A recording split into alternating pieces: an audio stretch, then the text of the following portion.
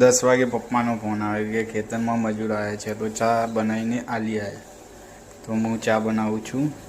પછી ચા ઉકળ્યો तो मैंने वेड़્યું दूध.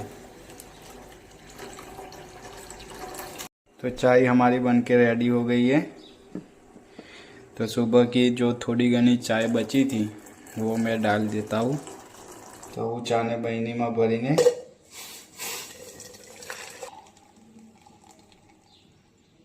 ચાલ્યો ખેતરમાં. પછી હું ગલ્લાથી પડીકા લીધા મજૂરો માટે. હું જઈ રહ્યો છું ખેતરમાં. ફાઇનલી હું પહોંચી ગયો છું ખેતરમાં. ખેતરમાં મજૂર કામ કરે છે. તો હું ચા લઈને ચાલ્યો ખેતરમાં રાઉન્ડ મારવા માટે.